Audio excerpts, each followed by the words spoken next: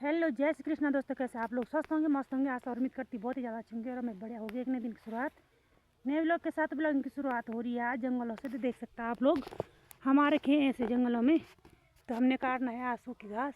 तो यहाँ पे कुछ इस तरह से हो रखी है सूखी घास। तो यहाँ पे है बांध, तो मैंने इस बांध को भी काटना है।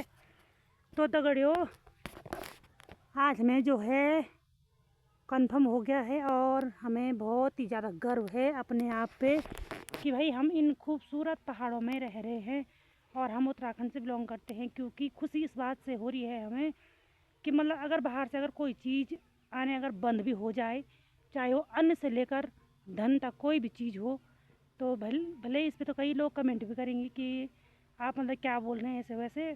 तो आप लोग जो भी सोचते हैं आप सोच सकते हैं। तो मेरा मानना तो यही है कि अन्न से लेकर और धन तक जो भी मतलब बाहर से आना अगर बंद हो जाए तो हम जो है घर गृहस्थी में जो लोग हम रहते हैं तो हम लोग कभी भटकेंगे नहीं। क्योंकि हमारे पास जो है साल 2 साल का कोटा जो है पूरा घर में अनाज रहता है हमारा। और जैसे कि अब ये सुनने में आ रहा है कि सिलेंडर बंद हो रहे हैं, तो कई होटल भी बंद हो चुके हैं। तो उन होटलों में जो है अब आग के माध्यम से ही खाना बन रहा है। तो उन होटलों में लकड़ियाँ कहाँ से जा रही है? हमारे उत्तराखंड से। तो हम जब जंगलों में आते हैं तो आप लोगों को पता है, हम जंगलों में आके हमें ऐसी लकड़ियाँ मिलती हैं, मतलब खाली फालतू पड़े हुए हैं ऐसी लकड़ियाँ ये। तो हम थोड़ी सी घास निकालेंगे और थोड़ी सी लकड़ी ले जाएंगे साथ में। तो हमारा एक दिन का गुजर बसर गायों का भी हो जाएगा और हमारे अपने आप का भी हो जाएगा। और जो घर में हमारा अनाज है, गेहूँ हो गया और झंगोरा हो गया, कोदा हो गया, धान हो गया, जो कुछ भी है, दाल हो गया, जो हमारे खेतों में होता है। पहले तो खैर ज़्यादा मात्रा में तो नहीं हो पा रहा है क्योंकि खेतों के लक्षण तो सभी को पता ही है कि भाई जंगली जानवर कुछ नहीं रख रहे हैं। तो मतलब फिर भी इन्हीं जंगली जानवर की वजह से लोग गांव के गांव खाली हो रहे हैं। हॉस्पिटल नहीं है गांव में, इसलिए लोग गांव से बाहर जा रहे हैं। ये बात तो है कि थोड़ी सी अगर किसी की तबीयत ख़राब हो जाएगी तो उसके लिए हमें जो है थोड़ा सा सावधान रहना पड़ेगा।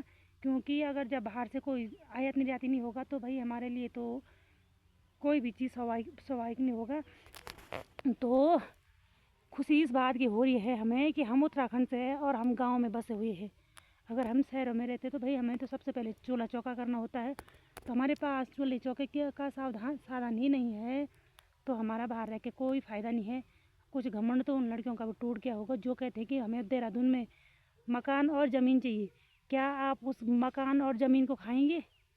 पहले आप लोग ये बताओ, जब आपके पास खाने के लिए कुछ होगा ही नहीं, आपके पास चाहे कितनी भी ज़मीन है, चाहे कितनी गाड़ी बंगला फ्लैट, चाहे जो कुछ भी हो, आप उसका खा करेंगे? पहले सबसे पहले पेट पूजा, तब फिर काम दूजा। हम जो कुछ भी करते हैं इस पेट के लिए करते हैं, अपने बच्चों के लिए करते हैं। आप लोग बाहर जाते हैं अपने बच्चों के भविष्य के लिए जाते हैं, तो बच्चों का भविष्य भी बनाने के लिए आप लोग बाहर जाते हैं। हम ये नहीं कह रहे कि आप लोग बाहर जा रहे हैं, आप लोग मतलब गुनाह नहीं कर रहे। मजबूरी भी है हमारी, हम ये नहीं बोल रहे हैं। कुछ तो हम खुद मजबूर हो जाते हैं, इतना मजबूर हो जाता है इंसान, मतलब कि उसको वो कदम उठाना पड़ता है कि किसी भी माध्यम से वो बाहर जा रहा है। कई लोग ऐसे हैं कि जो सालों पहले तो घर छोड़ के चले गए हैं, उनको पता भी नहीं कि हमारे घर में क्या है कैसा नहीं है। कुछ किसी ने अपना लिया, कुछ किसी ने अपना लिया, उस बेचारे के लिए तो कुछ है भी नहीं। तो मेरे कहने का मतलब ये है कि जब कोई लोग बाहर जा रहे हैं तो कभी कभी बीच में घर आना चाहिए, अपनी चीज़ की मतलब देखभाल करनी चाहिए। भाई हमारी चीज़ कितनी कहाँ पे है, कितनी कहाँ पे है, कौन सी चीज़ हमारी है, कौन दूसरों की है। अब पता नहीं किसने अपने नाम कर दी, कब किसने अपने नाम करे, फिर घर में आ रहे हैं लोग, घर पे रह रहे लोग अपनी ही ज़मीन पे आके, अपने ही घर में आके जो है लोग ताना मार रहे हैं, लोगों के ताना सुनने पड़ते हैं। तो इसीलिए मेरे भाइयों, आपसे यही मतलब रिक्वेस्ट है कि आप लोग अपने घरों में आइए, अपने घरों को भी देखिए, अपनी ज़मीन भी देखिए, अपने थोड़ा अपने रहने लिए अपने घर में भी बनाइए। जिससे मतलब कभी एक बार तो हमारे देश में कोरोना आ गया, आप लोग इसमें भी कई लोग घरों में बस के, तब से तो गांव में आबादी बढ़ रही है। वैसे तो गांव के गांव बंजर हो गए थे। तो अभी भी आप लोगों से यही विनती है कि आप लोग जल्दी से जल्दी गांव की ओर आइए, जितना हो सके।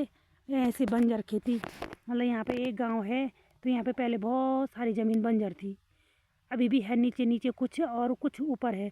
पर मतलब इतने ज़्यादा खेत उन्होंने अब अपना दिए हैं, उनमें अनाज बोने लग गए हैं कि अब अच्छा लग रहा गांव के ऊपर नीचे।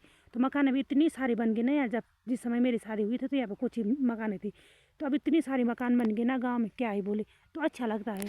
तो दोस्तों चलो मिलते हैं अगली वीडियो के साथ, तब तक के लिए बाय। अगर वीडियो अच्छी लगे तो प्लीज़ लाइक सब्सक्राइब कमेंट करना बिल्कुल भी ना भूलें।